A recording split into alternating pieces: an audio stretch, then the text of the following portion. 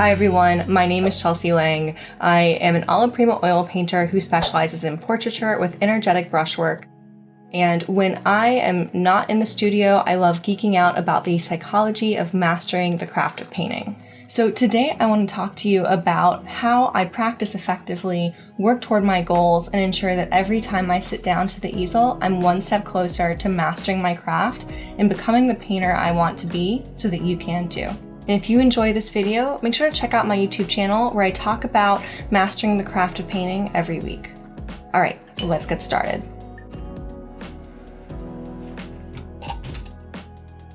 One of the most common refrains we hear as artists is about our talent.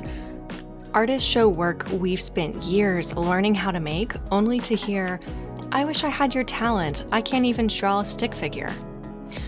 On the surface, we probably catch ourselves thinking about all of the things we had to learn and practice to make that particular painting, but there can be deeper, more insidious takeaways from this way of thinking that go unchecked. When we get stuck with a painting, we might wonder if we're just not talented enough to see it through, or look at artists we admire and wonder how much more talented they are that they can make paintings we can only dream of.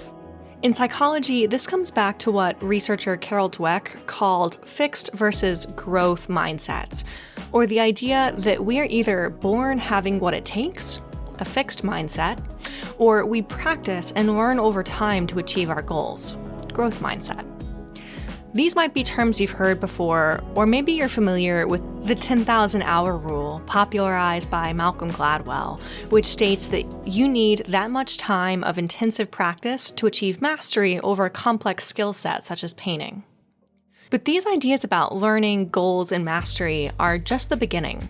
So how can we put those to work for us as painters and reach our potential, or even become masters ourselves? First, we need to have a goal. It isn't enough to sit at the easel and put in mindless reps of painting. Without knowing where you're going, you're much less likely to identify areas that need improvement and actually spend your time on what matters. If you've heard of that 10,000 hour rule, this is an important caveat to it. It's not just that you spend 10,000 hours drawing or painting. It's that you know exactly what exercises you're needing and that you're thoughtful about how you go about them. Or put another way, you can't just do drills and expect to become the painter you dream of being. You have to have direction, know what it takes to bridge the gap between where you are and where you want to be, and go into each practice session thoughtfully and strategically. So both in general and in this particular painting, I had a clear goal. I chose this reference out of about 3,000 I took of this particular model.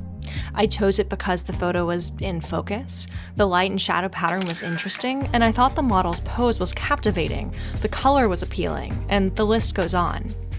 But I didn't stop there either. I didn't simply take that reference and say, okay, well, let's paint this one, because there are so many different directions that I could take this reference. I could crop it to include the span of her arms in a wide landscape format. I could zoom in on just her face.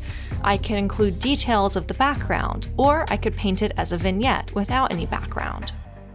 One of the toughest stumbling blocks I see trip artists up is they don't set themselves up for success in their planning, and that often takes the form of choosing a reference that doesn't align with the kinds of paintings you actually want to make. And once the reference is chosen, you're flying by the seat of your pants to figure out how to interpret it on the canvas. So if you're drawn to striking color and light, maybe you paint with a reference of a subject you like, but in lighting that's dim and produces colors that are dull. And you hope that if you brighten up your colors on the canvas, the problem will be solved. Or maybe you choose a subject that you love, but in a pose that isn't flattering, and you hope that you can correct the pose mid-painting. Maybe you found yourself in exactly these situations before, or perhaps you're a careful planner, or you faithfully reproduce exactly what you see in your reference and feel this doesn't apply to you. But in my experience, we often come far less prepared to a painting than we think, and wind up having to replan our paintings midway through because we suddenly realize that the model's top is the completely wrong color to harmonize with the rest of the piece. or the silhouette created by the value structure is unclear, or we have no plan for the background. So for this piece, I planned. I tested a number of different backgrounds, color schemes, value structures, aspect ratios for the canvas, until I arrived at a mock-up that already looked like the painting I wanted to make, and I knew I was happy with that mock-up and that plan. And this helps me work toward my larger goal of creating portraits that have striking light, color, and brushwork. I actually have a full Pinterest board of paintings that inspire me, that embody these things that I look at before the start of every painting. So it's not even that my goal is expressive alla prima painting or expressive portraiture. I can look at this collection of paintings and see the patterns and trends across a number of artists of the qualities of composition, lighting, color, edges, brushwork, and value structure that really speak to me. Having a goal that's that concrete is valuable. That being said, you might be curious about the role of improvisation, or feeling like this approach seems awfully stifling if you're never allowed to be intuitive, energetic, or leave a part of the painting to some kind of chance. And you'd be right. See, this is just the beginning. The role of planning is to help get really clear on what works and what doesn't work for you, for your aesthetic, and the kinds of paintings you want to create. It actually accelerates the process of exploration, helping you to avoid side trips down painting techniques and styles that don't result in the kinds of paintings that you personally love. And it creates a mental library or toolkit of compositions, mark-making techniques, and approaches to taking the painting from start to finish, etc., that will work for you. And over time, you'll have mastered so many of these that you can sit down to a reference and understand intuitively how to see it through to a finished piece that you love. And that's what we want in the end. We want the freedom to sit down and trust our own instincts as to how to create an original work in our unique voice. But we also want an efficient way to experiment and discover what works for us. So let's say you're on board. You want to plan a piece you know you'll like before you even set brush to canvas. Is that it? With a plan in hand, will you be able to create the painting of your dreams? Well, probably not. And that's the reason that painting does come down to a number of hard skills that require practice.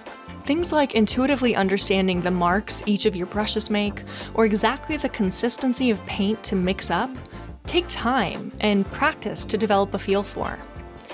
If you want to create Sargent-like brushwork, you'll probably need to practice making and controlling a full range of marks, just like he'd employ, before you could comfortably insert them into your own work or interpret them in a way that makes sense for you. And we can practice this on our own, pushing for a greater range of marks than maybe we automatically put down.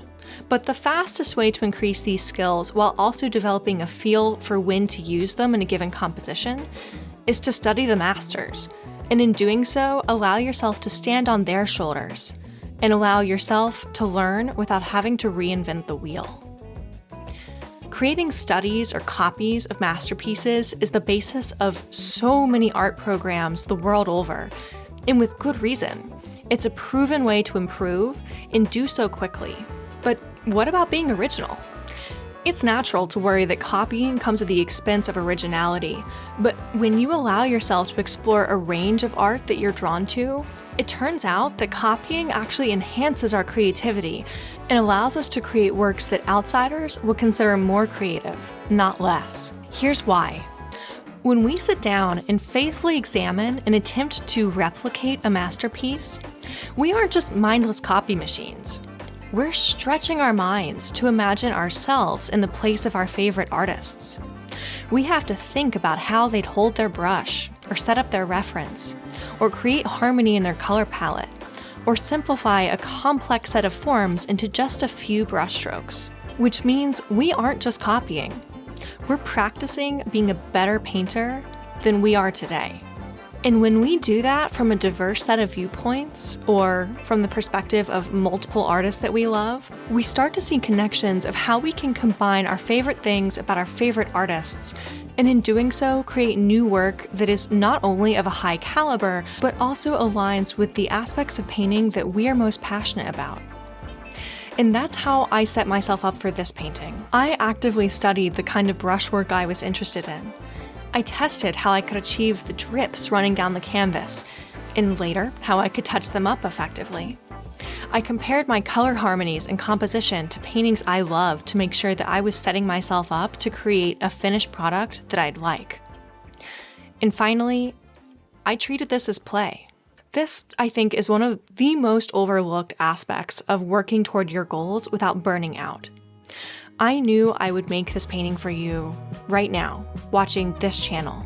And I was super excited about that, but also a little nervous because I want you to love this painting and get a ton out of this video. So instead of trying to make a painting unlike anything I'd ever made before, or trying to make a painting so perfect that I would surprise even myself, I let myself pick a subject and a way of working that I would feel at ease with. I chose a subject I've painted before and always enjoy, in a way of working that wasn't especially tight or tedious, but also not trying to achieve Richard Schmid levels of looseness and expressive brushwork, because that would be a really high bar. Don't get me wrong, I'd love to do that, but sometimes I need to make a painting that isn't about pushing, and instead about enjoying what I'm doing. I trust that so long as I'm being mindful of my goals generally, I will be working toward the kinds of paintings I'm excited to make.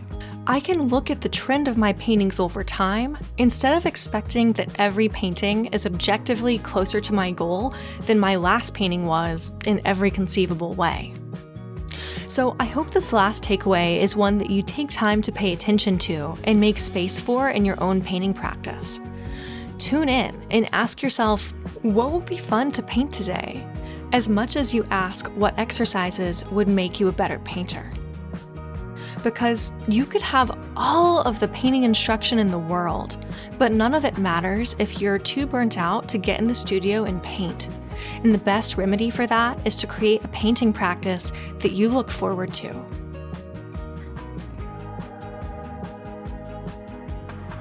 And that's it. I hope this video has helped you to build a clear roadmap to your painting goals, and I want to thank Proko for having me on and letting me share all of this with you. If you'd love to hear more about how you can master your craft and find your style, make sure to check out my YouTube channel via the link in the description. I'm excited to see you there, and until then, happy painting.